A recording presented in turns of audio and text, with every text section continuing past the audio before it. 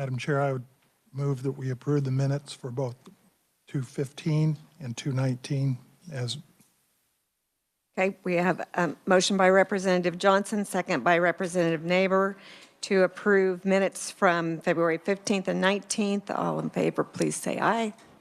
Opposed, no. Okay, just a reminder that the minutes for the 28th are on the S drive. So please take a look at those. Okay, so I wanted to go ahead and meet today. We'll be a little bit abbreviated, but I have the KBI here today to visit with us.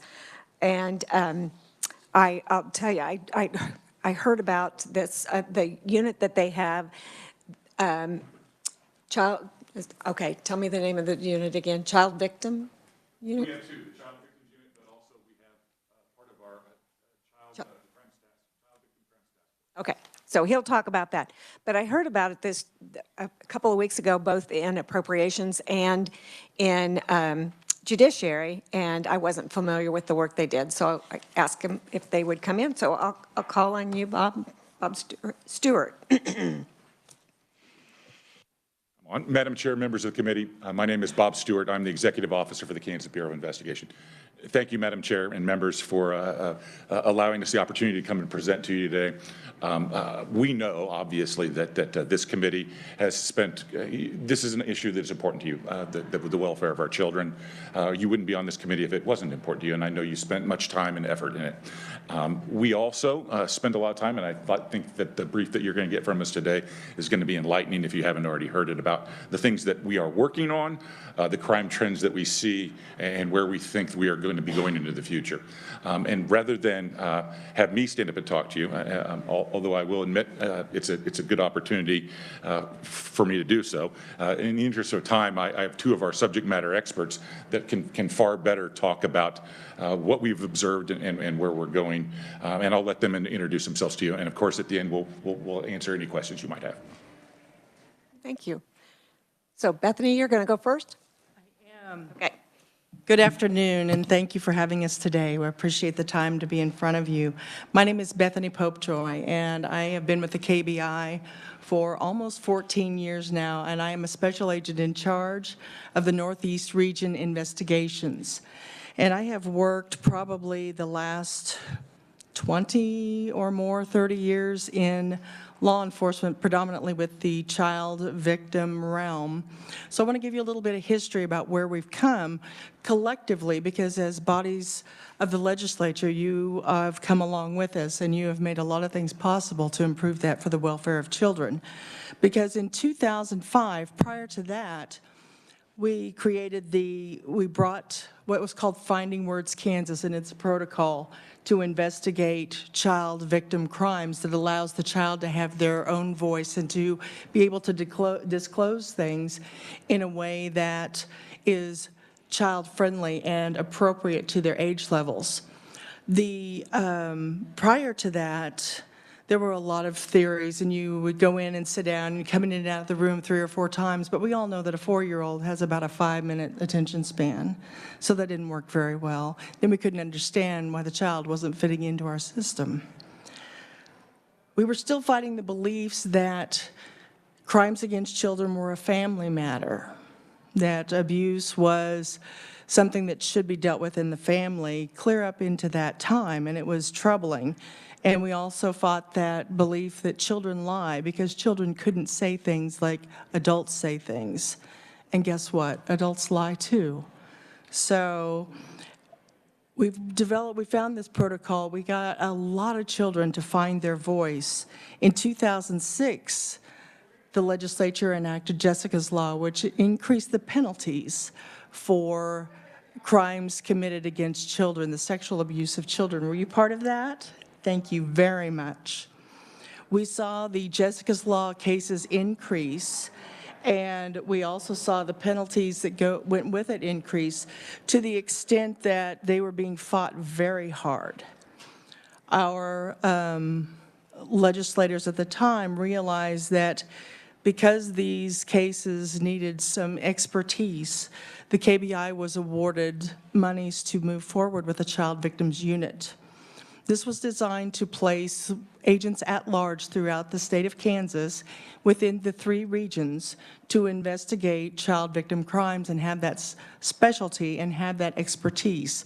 I was fortunate to be one of those first 2 agents that came on. And at the time, agents had investigated these crimes, but they didn't have the training or the expertise, so it was a very hard investigation.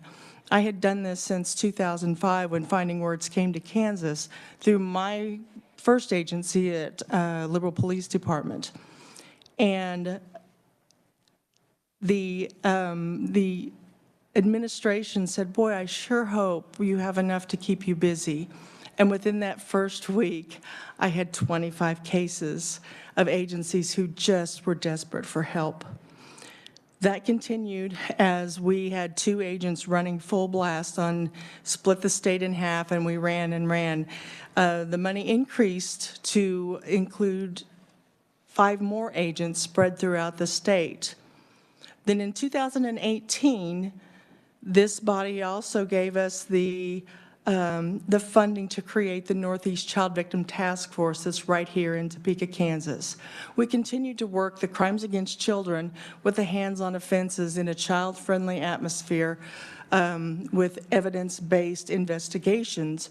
But we also added a new component, which has been around since the 80s, which is the Internet crimes against children.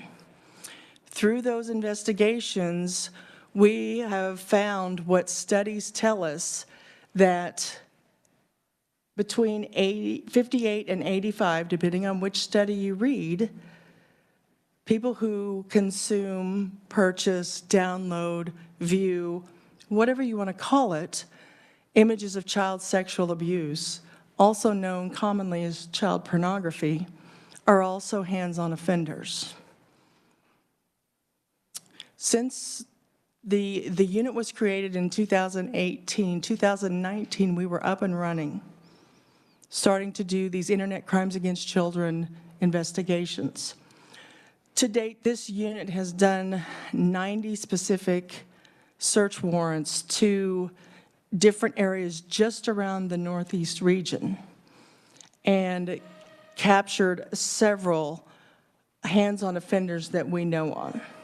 An anecdotal example of this is out of Westmoreland, Kansas, where the Internet Crimes Against Children cyber tip comes out of your internet providers like Google and Facebook, and when they see images come across their screen and are captured in their net, they report them to the National Center of Missing and Exploited Children. National Center for Missing and Exploited Children sends them to the Kansas Hub in Wichita, which is managed by the Wichita Police Department, Sedgwick County Sheriff's Office at the EMCU, and we are a node of that. In investigating this case, as agents are doing an on-scene preview, so these are investigators who know how to talk to children, they know how to do the computer downloads. This is a team of people who go in force and serve these search warrants. They realize, hey, these images are in this house. A little more digging, a little more asking questions. This 17, 18-year-old picked out this child, which was a family friend, because he knew she'd been victimized before. No one would believe her. So investigating these Internet crimes against children is finding some of the crimes that may never be reported. They would never be known otherwise. It's the opportunity to ask, what's happened to you? What's going on here? And to offer those services, as well as stopping people from eliciting this very addictive form of pornography viewing in child sexual abuse. In 2023, again, through legislative funding, we were able to start the West Child Victim Task Force located in Garden City, Kansas. They have been working Internet crimes against children tips since COVID, because those were crimes we could continue to work without having a lot of interaction with people. They are staffing their people, and they're getting ready to get up and get running for a really underserved and underfunded area with not a lot of law enforcement expertise in this area. So we are looking forward to the new opportunities and the new things that we can accomplish together as we look forward to a third in Southeast Kansas, where child advocacy centers are few and far between.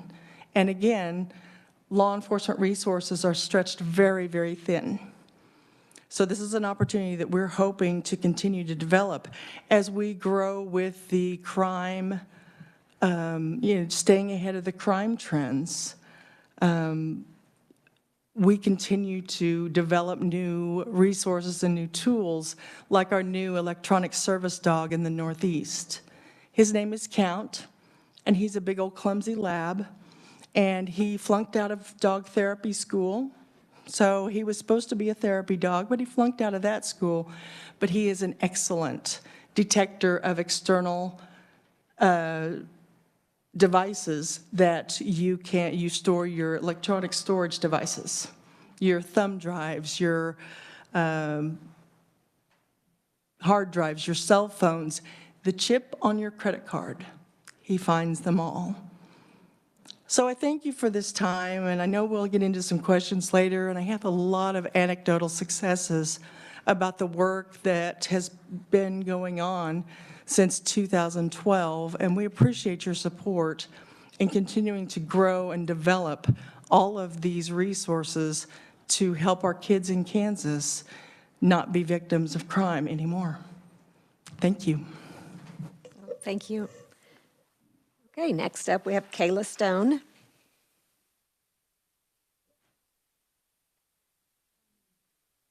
Good afternoon. My name is Kayla Stone, and I am the Law Enforcement Victims Assistance Coordinator with the Kansas Bureau of Investigation. Thank you so much for the opportunity to share today, not only about our Child Victims Unit, but also about our Victims Assistance Program.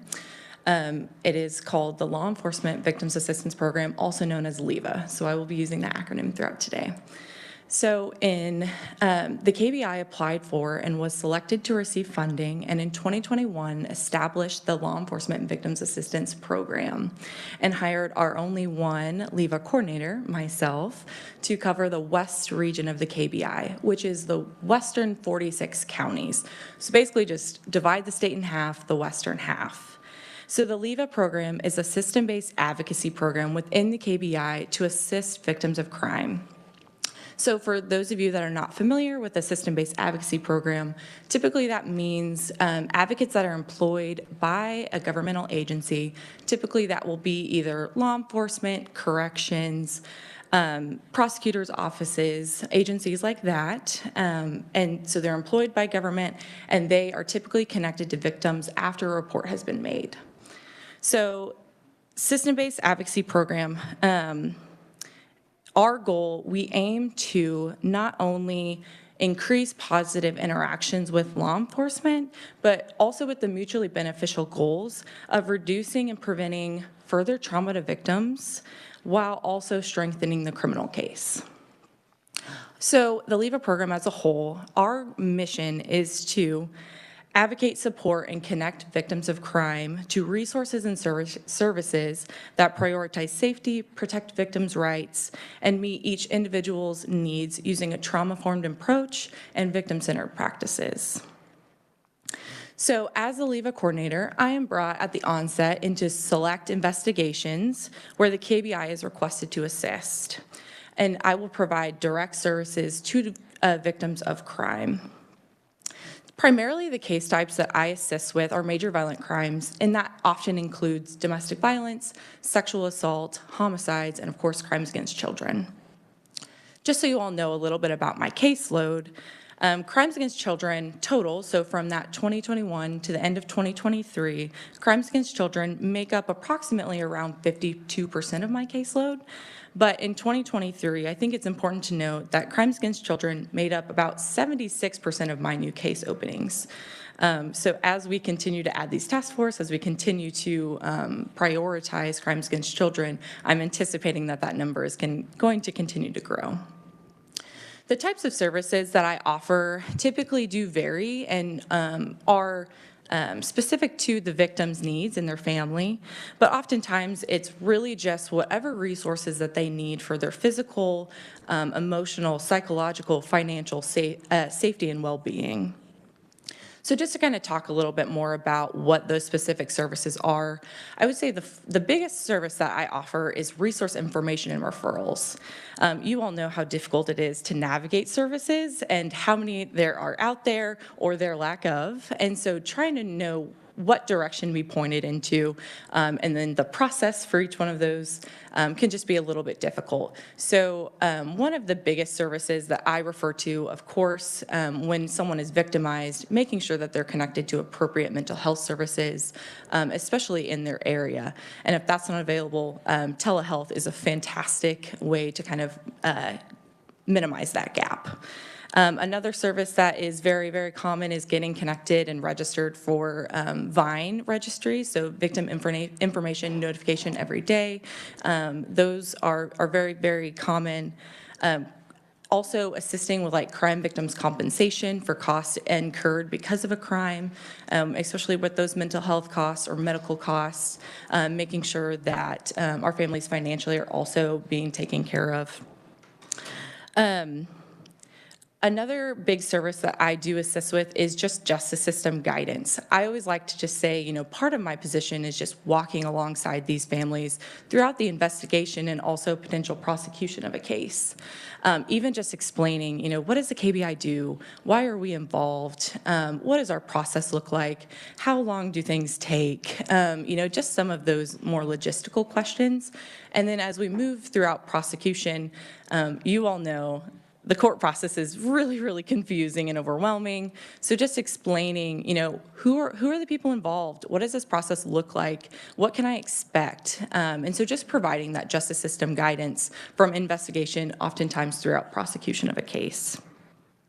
I also have the ability to attend court with families, and you all know that having as much support there, whether there's actual testimony or if they're delivering a victim impact statement, having someone there that's designated for them to explain.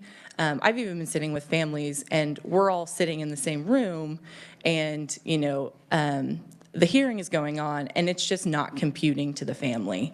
And so being able to address those questions hands-on as we exit the room and say, hey, I don't know if you caught all this, this is what's happening. And being able to break that down for families is really, really valuable. And then also just the emotional support that I can provide hands-on is very, very valuable. Also educating on victims' rights. Most victims feel like the system is not on their side or is very offender focused. And so being able to explain those victims' rights and looking for opportunities for victims to actually exercise those rights. Also, kind of just being a liaison between the agent and the victim. Sometimes our agents are very focused on our investigation, and so making sure that line of communication is open and making sure that the victim is getting updates, and if they have questions or concerns, communicating that to the agent, and just kind of being able to facilitate that relationship. And also, as you guys can also imagine, just the level of emotional support, wanting, from day one of an investigation all the way to, sentencing in court, that's an emotional process and an emotional roller coaster, and often takes just an incredible amount of time. And so having someone that they can call and just be a point of contact for the agency, that they don't have to explain the context of anything, that they can just call and vent if needed, is incredibly valuable. So in relation to actual child-specific resources that I found very helpful is one, primarily also focusing on the parent. We know if the parent is receiving services and support, education, information, they're going to be able to care and love for that child even more. So making sure that if there's like internet safety resources or, I've had parents say, I don't know how to parent my child after abuse. I don't know how to discipline. How do I even talk about conversations? Do I ask questions? Do I not? There's just a lot in a parent's mind when after this happens, and so making sure that they're taken care of as well, and being able to look for, signs and symptoms of trauma and how to respond to those. As far as types of contacts that I have, so I cover a wide area, so the western 46 counties. So you can imagine I am on the road quite a bit, going all around. I do my best to be in person as much as I possibly can. Of course, if I'm attending court, that's in person most of the time. But especially in those initial contacts, I think that being in person is so important because it allows you to connect with people better. So I try to do that the most I can. And then a lot of my follow-up is typically on the phone. Technology is fantastic in this way of either on the phone, texting, email, Zoom call, whatever that may be. But I have the ability to follow up even after that initial in-person contact.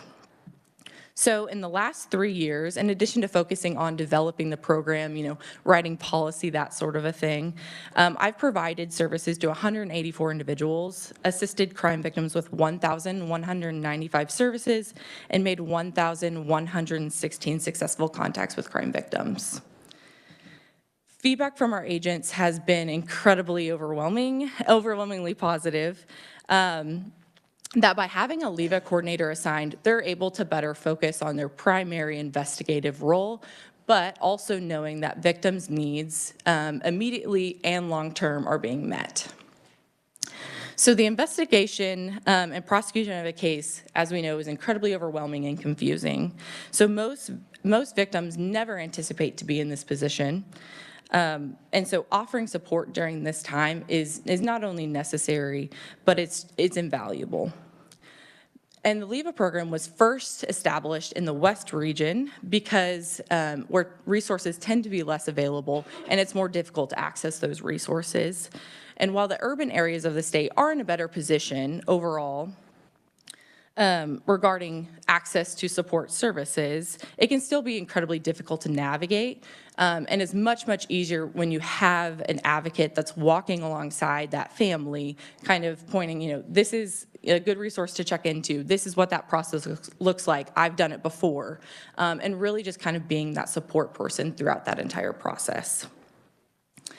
The LEVA program is designed to offer services throughout the investigation, but often that continues throughout the prosecution of a case, especially out in our rural counties, but even across the state. Most law enforcement and county attorneys' offices do not have designated system-based advocates. And this is an incredible gap that needs to be filled. The success of the LEVA program in the West region has greater highlighted the need to continue services throughout the remainder of the state, including the remaining 2 KBI regions. Especially with the expansion of the KBI's Child Victim Task Force, we anticipate an increase in crimes against children investigations. So with the opportunity to enhance and expand our LEVA program, it would increase accessibility to supportive services for crime victims across the state. Thank you so much for your time. Thank you. Madam Chair, Bob Stewart again, the Executive Officer. As you can tell from our subject matter experts, this is something that KBI, with your support over the years, has been successful and valuable, and we're going to continue it and try and move it forward. When I think about coming to testify in front of you, I try and come up with a story that I think is insightful into some of the things that we see at the KBI. And so here's my story that I will tell, and then certainly make an ask of you, and then open ourselves up for questions. When I was working through this, you heard Bethany talk about the online cyber tips come through the Sedgwick County Sheriff/Wichita Police Department Command Center. I was talking to him about what do the stats look like? What do they mean? He said, well, Bob, I'll tell you this. One weekend, now this has been a couple months ago, Friday night, his email inbox was clear. He came back to work Monday morning, and there were 200 new cyber tips just for the state of Kansas. 200 came in over the weekend that were validated tips about potential sexual abuse or sexually abusive material online, that came through on one weekend. Now, all those don't ever work their way all the way out, but that's the kind of numbers that we're talking about. This crime keeps getting bigger and bigger, and as Bethany pointed out, we are seeing a direct connection between viewing child porn on a computer or on your phone to then finding ways to directly sexually abuse children physically that they come into contact with. It's very, very, very problematic.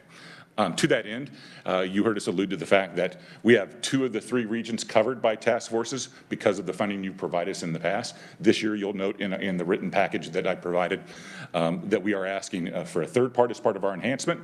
The governor's covered a little bit of that, but not all of it. So we are asking, to the extent that you see it's appropriate and the extent that you have the ability to weigh in, we would like you to weigh in that matter. And with that, we will all stand for questions.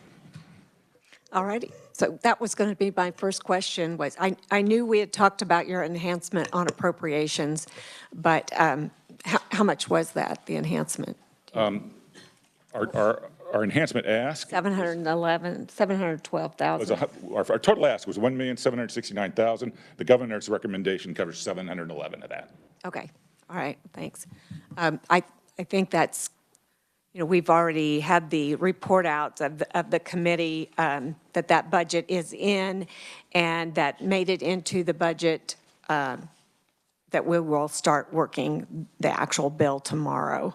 So if you know anybody on appropriations, I don't think, it didn't have a lot of discussion. Representative Neighbor.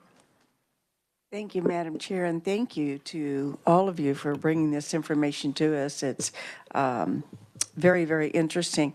Now, you spoke that there was an increase this year of the number of cases. Is that correct, in 2023? Can you give me maybe what the cause of that increase is, or maybe what some of the causes of that increase might be? We've seen a steady increase. Thank you for the question, Representative Neighbor.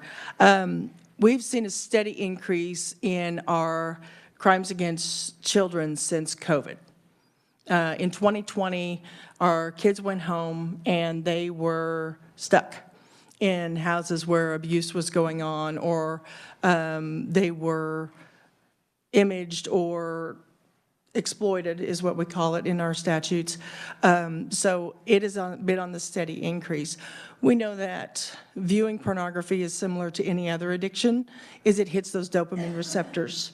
So it becomes an addiction. So since 2020, we have a lot of people working on some very serious addictions.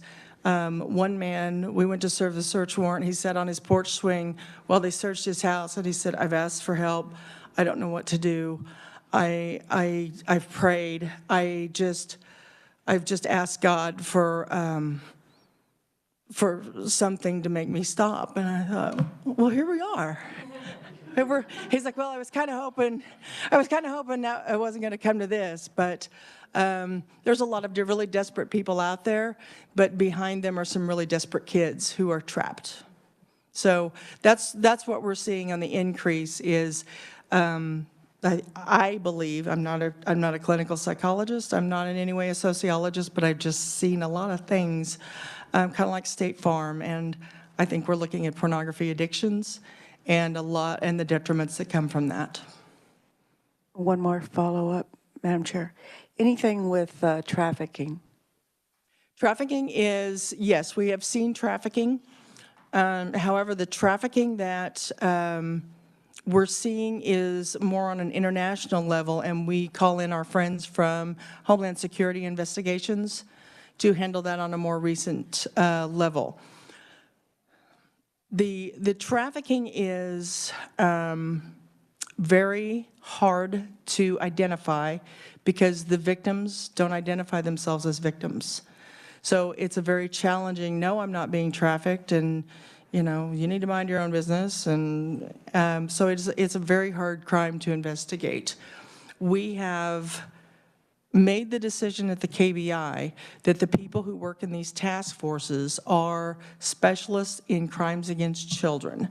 The human trafficking aspect is worked some through our special operations who are out in that world dealing with the narcotics distribution and that kind of actively selling atmosphere. But our child victim units are not handling that because of the diverse victim population. Certainly, thank you. Okay, I've got Representative Carr and then Howerton. Thank you, Madam Chair. Does it seem as though the majority of the cases that you come across are individuals, or is there like a collective ring, so to speak, that is making efforts to make this more accessible to those who are experiencing this, said addiction? We're talking about the online proliferation of child sexual abuse material? Yes. Okay. At our level, these are individuals who are in their houses who want to trade with other supposed individuals. We all know that there is a Russian network that is distributing child pornography, and it is a very lucrative business. But in a lot of these circles, it is on information sharing networks. You remember Napster? Yes. There are similar out there for child pornography, that I can get a piece of the file from your computer and your computer and your computer, and it downloads faster. I just have to put out what I'm looking for. So it's going on. A lot of these internet service providers are making that available, but BitTorrent is one. They can say, it's just a piece of data. I don't know what that is. It's encrypted on both ends. So there are, with anything nefarious, there is always a criminal enterprise attached that dragnets in one person in their basement who's vulnerable, who then commits these crimes. So it is a combination of the two, but what we can put our hands on in Kansas are the individuals who are hurting children. If I have a follow-up. So would there be a way to establish like what that potential dollar amount might be like? So in the event that, as is happening today, we're requesting funds, we can certainly see that that those funds would be used to take away a certain percentage of what might be taking place in a nefarious underground market. I'm not exactly sure what you're asking, so you're looking for a dollar amount to make that happen? So, no. So can we look at this particular industry, if it were, and say that, collectively in a 24-hour period, for each day they collect $100. So, in a 7-day period, if we were to do something to affect this underground network, effectively we would be taking, potentially $700 away from that network that would then cripple the network itself. And with that being said, if we had that kind of information, then would we not be able to use that as a justification to say that, we'll be able to take this $700 out of this underground network, and it's going to cost us, $25.72 to do it? I understand what you're saying, and I don't have that to quantify for you, but that's something that we can certainly look at and come back the next time we speak and maybe address that a little bit better. But just for instance, images of child sexual abuse are costing people, sometimes it is straight across barter. I have a rape of a 4-year-old, I'll trade you the sodomy of a 3-year-old. Okay, it's a straight across barter. And I mean, when we think, and I'm sorry, this is hard stuff, but when we think about child pornography, many times we get the pageant images of pretty girls dressed up in scanty little outfits. This is the witnessing, our agents are witnessing the full-on rape and abuse of toddlers and infants, as well as other children. And it is prolific. So some of those there is no price, whether it's a straight across trade, and they're creating it themselves with their own children so that they can trade it to somebody else for worse. Because as with any addiction, your threshold goes higher and higher. The second piece is that they will trade them for monetary gain. So Cash at me $2.99. Depends on the market. Depends on what you've got. Is it fresh? Did you rework it? It could be they get 100 hits. It could be they get 1,000. It could be they get 2. It's an anecdotal increments. Thank you. Representative Howerton. Thank you, Madam Chair.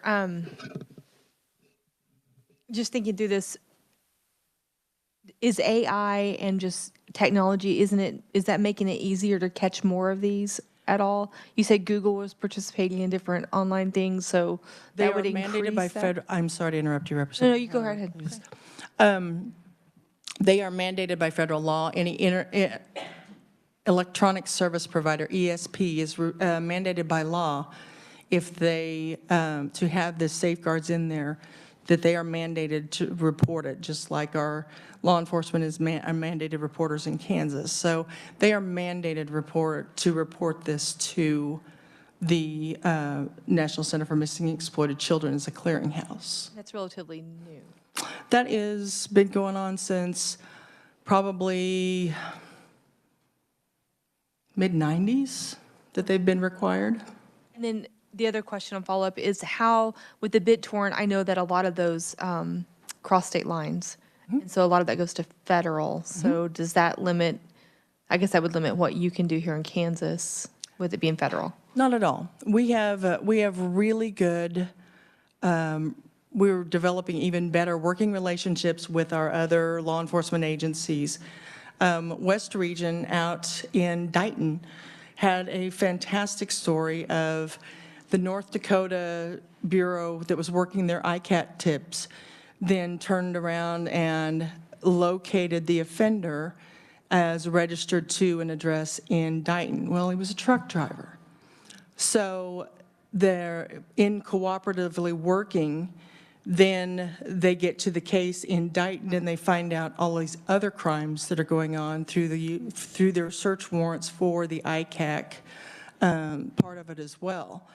So it is truly, if you remember the movie, we truly, I feel like we're the pre-crime division because we're getting things that were just falling through the net nonstop because of these captures from online and illegal activity.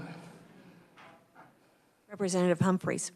Thank you, Madam Chair. So it's very timely that you're here. Maybe we could talk after too, but just today in a committee at 3:30, we'll be hearing a bill about age verification to access pornography websites. And I'm just curious, you mentioned one, you don't have to say again what it was, but I would be really interested, like, what else we can do. I mean, that's kind of this first foray we've had into legislating any kind of websites that have more than 25% of their content is, or sorry, at least 25% is pornography. So I'm interested in if you have any hints for us as far as that goes.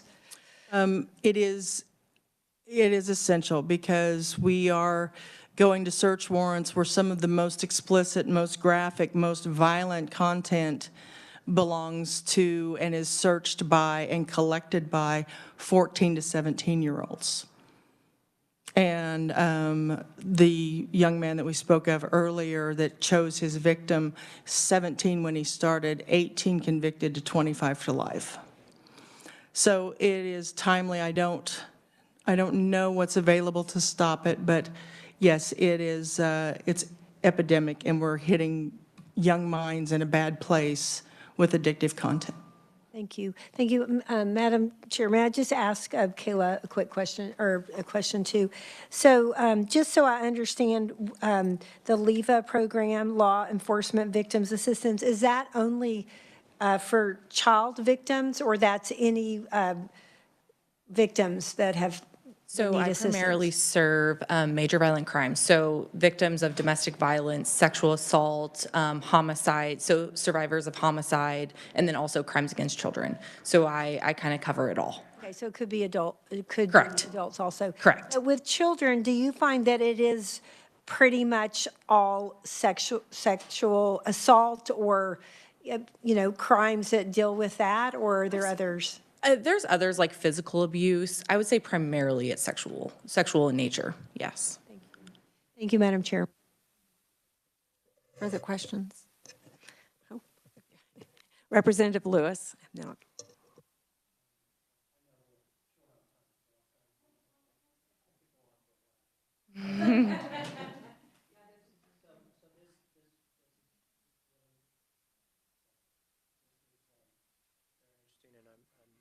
To hear from you folks. I have a couple questions. And just so you kind of know where I'm coming from, I do civil work in this area, but also criminal restitution work, but it's all mostly federally based. So these questions are going to ask, do you have this in the state, in Kansas? For instance, if you prosecute somebody under state law for child pornography, is the victim entitled to restitution from the defendant under Kansas law? The answer is typically, in our smaller jurisdictions, typically no. When we have, they are entitled, I'm sure. Do they always get it? No, because we can't put a dollar amount on it through victim compensation and things like that. The federal system is far in advanced in identifying child victims and compensating them for their known images being circulated on the web. May I indulge on that? In the federal system, known victims are captured in the National Center for Missing and Exploited Children. So they write out a victim statement, and when their images are circulated, whether it's in New York or California, if we have an identified victim in the system, they are entitled to restitution for this person circulating their images for the rest of their lives. So that do you know? Yeah, I do, because I do that work. Please go ahead. The rest of your life. There's factors that the courts look to make determination of what they're entitled to under restitution. Let me go to another issue. I think it's critically important what you're doing with helping the victims through the prosecutorial process, informing them what's going on, helping that they're not re-traumatized by the process, which I worked with a number of victims of the Epstein saga, and I can tell you to a person, they felt like the government was re-traumatizing, not helping them. So that's very important. And I'm wondering, what rights do they have, for instance, to know if there's going to be a plea agreement in the case? That was a big issue in Epstein, because in Florida, the prosecutor in the dead of night cut a deal with Epstein and didn't tell any of the victims. I'm just wondering, and that was contrary to federal law, but is there a state protection for that here? And in your own experience, has that happened? So it's kind of been a mix, especially when I'm working with a victim and also kind of serving as that prosecution-based advocate as well with a prosecutor. I always like to try to make sure the prosecutor knows that I'm involved, and if I'm having conversations with the victim, if they would like to be informed of those, because sometimes victims want to know everything and sometimes they don't want to know anything. So, and it's very much a spectrum. In regards to victims' rights issues, I don't want to interpret the statute, but in my opinion, or in my expertise, it very much has been, sometimes, yes, they're notified, sometimes they are not. But every single time that I've been working with a victim and a prosecutor has sat down, kind of walked through the plea agreement, that's always been extremely beneficial. So if the prosecutor offers that, ultimately I do explain to the victim that the prosecutor is the one that makes that determination for the case. And so they have that role, and so making sure that they know that they have that ability, but always trying to have that conversation with the prosecutor, knowing that most of the time having that conversation prior to accepting a plea agreement is always mostly really important for the victim. as far as NCMEC goes, so if they have an image, somebody takes down someone with an image, and they send that, the law enforcement sends that image to NCMEC, how do they determine that you should be contacted, if at all? I know they're contacting the victim or the victim's lawyers, but how does the KBI get that information? After the image is located? Yeah, let's. Okay. Yeah. The submission process is that in the case such as Westmoreland, we've identified that victim. We send in the case file to the clearinghouse of the Child Victim Identification Project, which is also housed in the National Center for Missing Exploited Children. So they are a clearinghouse for those. They know the hash value of the image. They know they call them series. And they know that we submitted it, and we submit it with our case file and our investigative reports. So many of them are represented, and they submit their victim statement that way. When they do submit a victim statement to the court, sometimes we can attach that as well. So the agency, that's all run through, you get a list. When I run a whole list of images, I get a list of this agency has submitted this one as a known child. And that's how we know to contact those agencies. Thank you, Madam Chair. Any other question? Well, we can take one more. I was going to go till 10 after. Representative Johnson. Thank you, Madam Chair. You folks do an incredible job. You need twice what you asked for. And anybody that doesn't understand what they do on a daily basis, when they leave that job, they will be traumatized for the rest of their lives because they see the absolutely worst type of crime that there is in this world. Thank you. Well, thank you guys so much for being here. Unfortunately, today was the day that we ran long on the floor. I'm just sure we would have used the whole time that we had available, but thank you so much for being here. And committee, we're going to go ahead and adjourn. We meet both Monday and Wednesday next week. We're going to talk about Brain Balance, a group from Wichita is here Monday, and Wednesday is iGrad group. So it's about helping foster kids graduate.